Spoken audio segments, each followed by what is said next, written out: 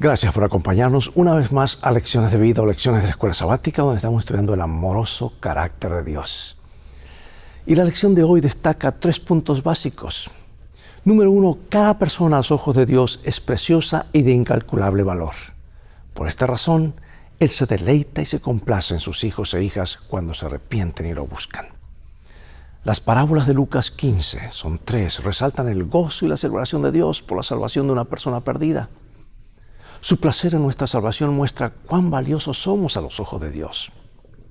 El segundo punto que destaca la lección es el agrado de Dios, que es la razón del gozo y las alabanzas humanos. Dios quiere llenar nuestros corazones de gozo desbordante y se deleita en el gozo y la alabanza humanos. Él invita a su pueblo a experimentar placer en Él, al alabarlo con alegría a través de oraciones y canciones. Además, las alabanzas a Dios nos ayudan a visualizar con anticipación su futuro placer y su gozo con su pueblo por la eternidad. Y número 3, el tercer punto de la lección es que necesitamos a Cristo para agradar a Dios. O sea que estamos invitados a agradar a Dios ofreciéndole sacrificios espirituales mediante la alabanza de nuestros labios, en acción de gracias y mediante la práctica de hacer el bien y compartir. Sin embargo, solo podemos hacer estas cosas mediante la mediación de Cristo, porque por sí mismas no trabajan, no tenemos méritos. Nuestra fe agrada a Dios solo por medio de la obra de Cristo en nuestro favor. En resumen, el agrado de Dios por sus criaturas muestra cuán valiosos somos a sus ojos y cuánto atesora Él su creación. Surge entonces la pregunta, ¿cómo podemos entender el valor de cada persona? Ve por tu Biblia. En un momento más regresaré.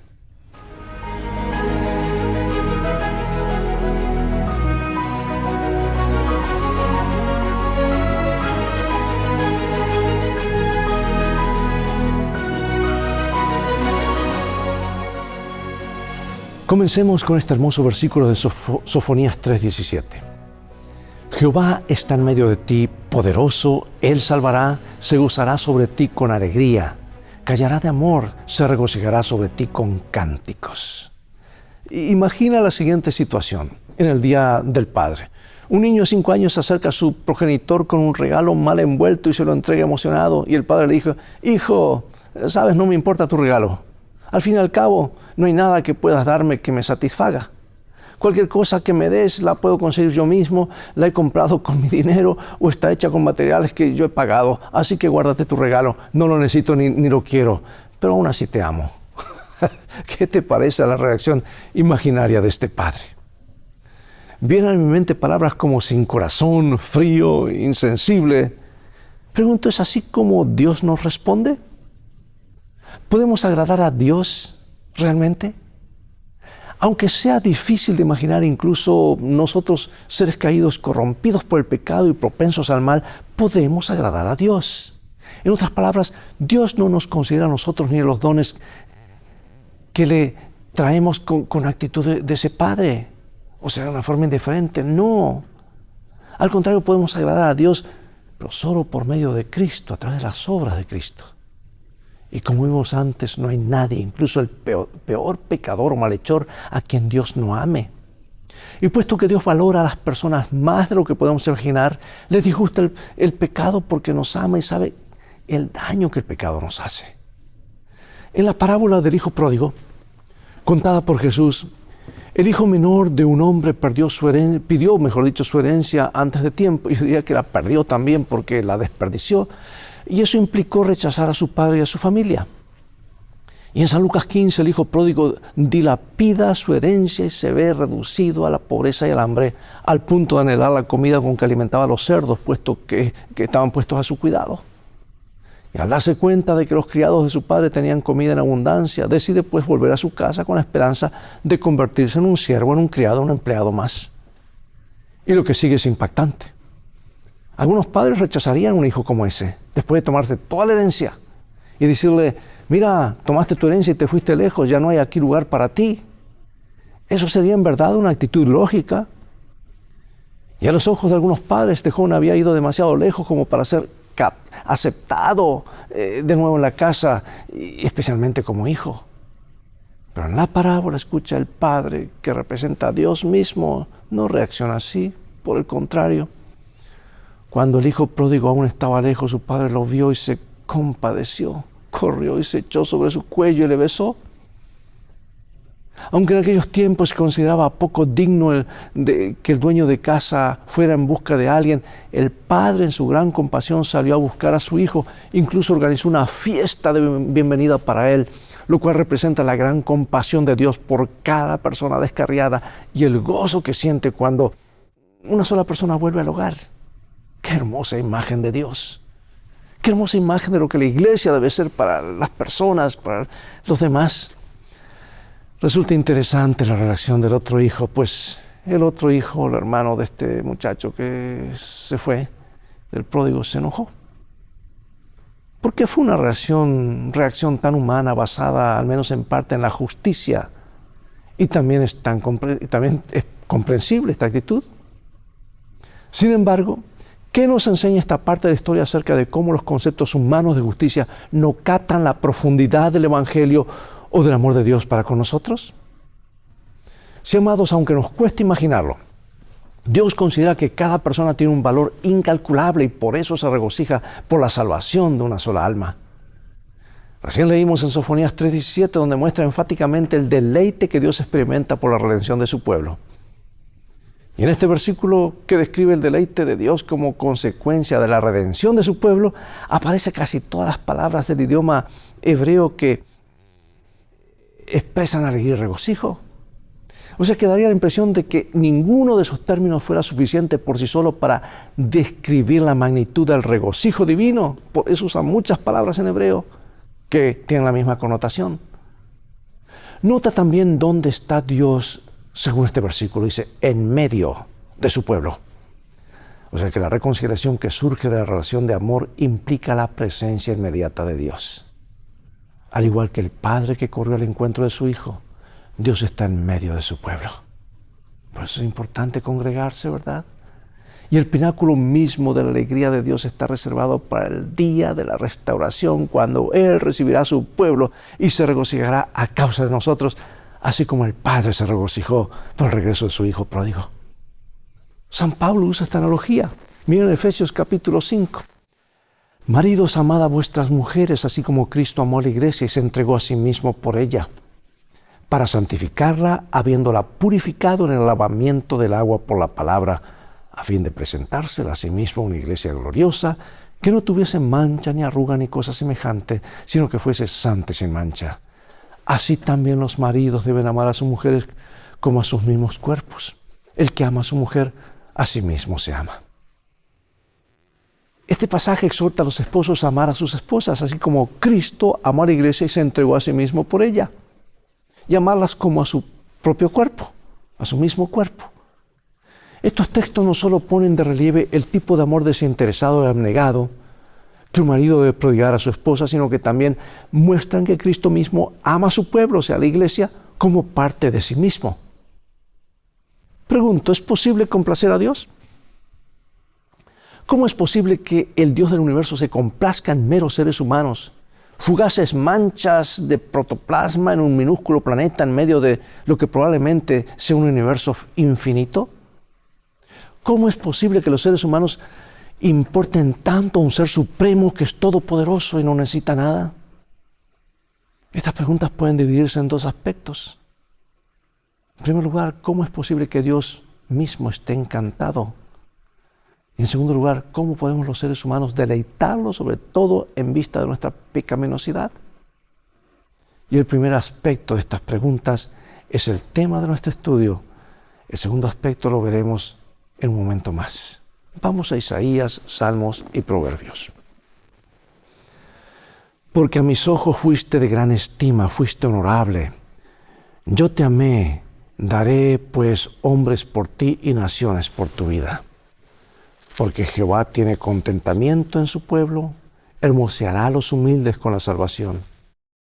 El sacrificio de los impíos es abominación a Jehová, mas la oración de los rectos es su gozo. Abominación es a Jehová el camino del impío, mas él ama al que sigue justicia. ¿Qué nos dicen estos versículos, amados, acerca del deleite de Dios a causa de nosotros individualmente y como pueblo? Como vimos hace un momento, Dios puede complacerse en los seres humanos porque ama a las personas de una manera que tiene en cuenta los mejores intereses para ellas, así como lo haría cualquiera que amara y se preocupara por los demás. Por el contrario, Dios se disgusta con su pueblo cuando éste hace lo malo. Y de hecho, Proverbios 15 enseña que mientras que el sacrificio y el camino de los malvados son abominación para el Señor, resulta que la oración de los rectos es su gozo y Él ama al que sigue la justicia. Y este pasaje, amados, no solo muestra que Dios le disgusta el mal, sino que se deleita en la bondad. También pone el deleite divino y el amor en paralelo, mostrando la profunda conexión existente entre el amor de Dios y su deleite que aparece en toda la Escritura. Observa en primer lugar lo que estos versículos nos dicen. Porque nos dicen que Dios ama solo a los justos o que Dios ama solo al dador alegre. ¿Es eso lo que nos dice? Dios ama a todos. Y aquí viene el punto. Para que estos textos transmitan algo, debe significar que Dios ama a los justos y al que da con alegría, en un sentido especial, y ama a aquel aún que libremente elige rechazarlo. Pero el resultado final será lo que cada uno decida. Lo que vimos en Proverbios 15 contiene una clave acerca de esto. Dios los ama en el sentido de estar complacido con ellos. Ahora piensa en cuán estrechamente ligado están el cielo y la tierra para Dios. Para que Dios, el creador del universo, esté tan íntimamente comprometido, incluso emocionalmente, con nosotros, ¿no crees que esto debería darnos esperanza si estás atravesando un mal momento? Que Dios sí se interesa. No somos una partícula de polvo flotando en alguna parte del universo. Somos lo más precioso para el Señor. Y ahora surge la pregunta, ¿cómo es posible que nosotros, seres caídos y pecadores, podamos agradar a un Dios santo? Romanos 5 y luego Romanos 8. Mas Dios muestra su amor para con nosotros en que, siendo aún pecadores, Cristo murió por nosotros. Ahora pues ninguna condenación hay para los que están en Cristo Jesús, los que no andan conforme a la carne, sino conforme al Espíritu. ¿Qué nos enseñan estos textos acerca de nuestra posición ante Dios? Dios concede su gracia a las personas antes de cualquier respuesta humana. ¡Qué maravilloso! O sea, que Dios se anticipa. Y antes de cualquier cosa que digamos o hagamos, Dios se acerca a nosotros y nos da la oportunidad de aceptar o rechazar su amor. Podemos reconciliarnos con Dios y ser agradables a sus ojos por la fe y en virtud de la obra de nuestro Redentor. Leo primero de San Pedro y luego Hebreos. Acercándoos a Él, piedra viva, desechada ciertamente por los hombres, mas para Dios escogida y preciosa, vosotros también como piedras vivas, sed edificados como casa espiritual y sacerdocio santo, para ofrecer sacrificios espirituales aceptables a Dios por medio de Jesucristo. Por lo cual también contiene la Escritura, he aquí pongo en Sión la piedra principal del ángulo, escogida, preciosa, y el que creyera en Él no será avergonzado. Pero sin fe es imposible agradar a Dios, porque es necesario que el que se acerca a Dios crea que le hay y que es galardonador de los que le buscan. Amados, sin la intervención de Dios, las personas caídas son incapaces de aportar nada valioso a Dios. Sin embargo, en su gracia y misericordia, Él ha abierto un camino para ello a través de la obra de Cristo. Así, quienes responden a las amorosas propuestas de Dios son considerados dignos en virtud de la mediación de Cristo, quien nos transforma a su semejanza. La obra redentora de Dios no es solo algo hecho para nosotros, sino también en nosotros. Y al amparo de su misericordia y la mediación de Dios, Él se complace aún en las más pequeñas respuestas positivas a su amor. Por medio de aquel que es el único digno de amor y perfectamente justo, cada uno de nosotros puede ser considerado justo y contado entre los amados de Dios que vivirán con Él en el perfecto amor por la eternidad. Esa es la gran esperanza de la redención, que implica la obra de Cristo por nosotros en el cielo. Pero tal vez te estés preguntando, ¿puede esto incluirme a mí también? ¿Y si no soy lo suficientemente bueno? ¿Y si carezco de la fe suficiente? Veamos cómo responde Dios al hombre del relato. Resulta que los discípulos no pudieron expulsar el demonio. Y para ese padre y su hijo toda esperanza parecía perdida. Pero Jesús se acercó y le dijo al padre: si puedes creer, al que cree todo lo es posible. Y el padre clamó diciendo: creo, ayuda a mi poca fe. Y Jesús no dijo al hombre: vuelve a mí cuando tenga más fe. En lugar de eso, su clamor: ayuda a mi poca fe, fue suficiente, porque sin fe es imposible agradar a Dios. Por eso Jesús acepta aún la fe más pequeña. La aceptó en ese entonces y siempre lo ha aceptado. Podemos agradar a Dios por la fe en virtud de la mediación de Cristo. Por medio de la fe y gracias a la obra de Cristo a nuestro favor podemos responder de forma que agrademos a Dios. Así como un padre humano se complace cuando su hijo le da un regalo que objetivamente carece de valor en sí mismo. Por lo tanto, debemos seguir el consejo de Pablo de que nuestro objetivo sea agradar a Dios. Pero además debemos pedir a Dios que transforme nuestros intereses para que incluyan los mejores de aquellos a quienes amamos y que expanda nuestro amor para alcanzar a otros. Nos dice el libro de Romanos, nos dice el consejo maravilloso de Romanos 12. Amaos los unos a los otros con amor fraternal en cuanto a honra, prefiriéndoos los unos a los otros. En lo que requiere diligencia, no perezosos, fervientes en espíritu, sirviendo al Señor, gozosos en la esperanza, sufridos en la tribulación, constantes en la oración, compartiendo para las necesidades de los santos, practicando la hospitalidad. Este manual es un pequeño manual de la vida cristiana, ¿verdad? Estos versículos. Si Dios nos acepta en virtud de Cristo, ¿cuánto más debemos aceptar nosotros a los demás? ¿Qué luz arrojan sobre esta idea del mandamiento de amar al prójimo como uno mismo y la regla de oro de tratar a las personas como uno quiere ser tratado? Amados, eso es cristianismo práctico. Y podemos ponerlo en práctica cada día, aún hoy en la iglesia. Los seres humanos están dotados de un valor extraordinario. Somos valiosos porque fuimos creados a imagen de Dios. Es asombroso pensar que Dios valora a los seres humanos más de lo que podríamos imaginar. Así que con esta perspectiva en mente, analicemos las siguientes preguntas. Número 1. ¿De qué manera nuestro respeto y amor por las personas que encontramos en la vida cotidiana puede mostrarles lo valioso que son a los ojos de Dios? Número 2. ¿De qué manera las personas que profesan ser religiosas pueden lamentablemente despreciar la dignidad y el valor de los demás? ¿Has notado eso alguna vez? Podemos revertir los hechos. Número 3. Quienes aman a Dios querrán saber cómo agradarle. Pero ¿cómo podemos agradar a Dios en realidad? ¿En qué medida la manera en que valoramos a los demás se relaciona con el deleite de Dios para la salvación de su pueblo? Número 4. ¿Qué podemos hacer para valorar a cada persona hasta el punto de deleitarnos en su salvación y proclamar la bondad y el amor constante de Dios? Y número 5. Da un ejemplo práctico de cómo la mediación de Cristo nos permite agradar a Dios con nuestras acciones. Por eso, hermanos, antes de concluir, yo quiero decirte a ti, y me lo digo a mí, ¿por qué es importante la obra misionera? Porque habla de que si nosotros recibimos la salvación de Dios, vamos a querer, de la forma como que sea, ver que otros obtengan este privilegio y se hagan ciudadanos del reino de los cielos.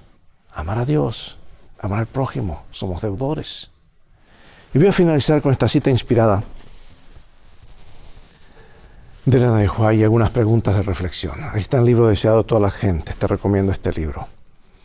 El Señor se chasquea cuando su pueblo se tiene en muy baja estima. Desea que su heredad escogida se estime según el valor que Él le ha atribuido. Dios los quiere.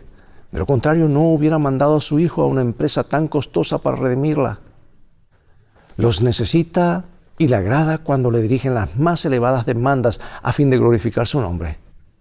Pueden esperar grandes cosas si tienen fe en sus promesas. Pero orar en nombre de Cristo significa mucho. Significa que hemos de aceptar su carácter, manifestar su espíritu y realizar sus obras. La promesa del Salvador se nos da bajo cierta condición. Si me aman, guarden mis mandamientos. Él salva a los hombres no en el pecado, sino del pecado. Y los que le aman mostrarán su amor por medio de la obediencia.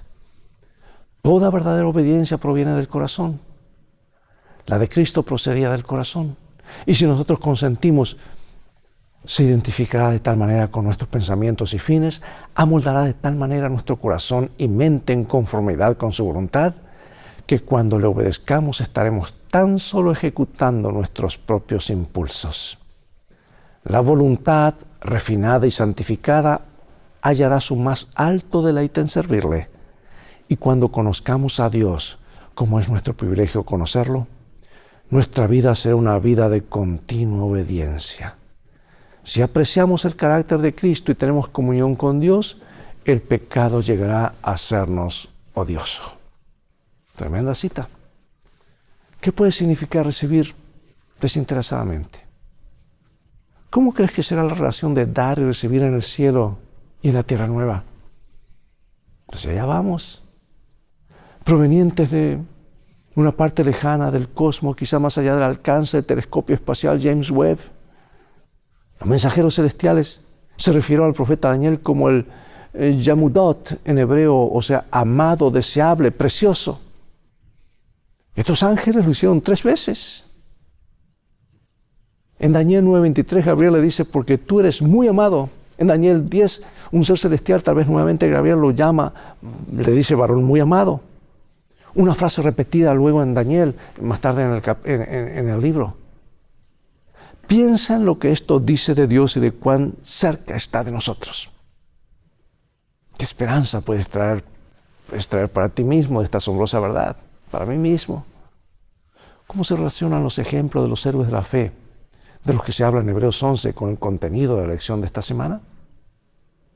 Específicamente, ¿qué revelan tales ejemplos acerca de cómo es posible agradar a Dios por la fe? ¿Y qué puedes aprender y aplicar a tu vida diaria de estos ejemplos de fe y fidelidad? Acompáñame en oración. Padre Celestial, gracias porque nos das lecciones prácticas en tu palabra. Gracias porque nos muestras tu amor. Somos polvo, somos un vapor que se desvanece y dejamos de ser, pero aún así tú nos amas y tienes un futuro glorioso. Has venido a interrumpir el tiempo para concedernos la eternidad. La eternidad irrumpió en este tiempo aquí en el planeta. Y queremos que la vida del Hijo de Dios irrumpa en nuestras vidas y así se mantenga, trayéndonos vida, esperanza. Y que al amarte de esta manera podamos reflejar este amor hacia los demás.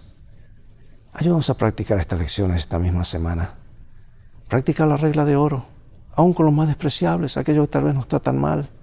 Mientras manejamos, mientras estamos en la oficina, en la calle, o subiendo al autobús, o en algún lugar. Padre, que seamos conductos de bondad, de amor y de salvación. En el nombre de Jesús oramos. Amén. Bien, llegó el momento de despedirnos. A todo el tiempo que tenemos por hoy será hasta el próximo programa de Lecciones de Vida.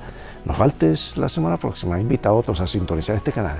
Mientras tanto, Dios te bendiga y recuerda, tú vales mucho para Jesús. Él te ama más de lo que puedes imaginar. Las cosas van a terminar bien si haces de este libro, la Biblia, tu GPS, y a Jesús como tu guía. Maranatá, Dios te bendiga.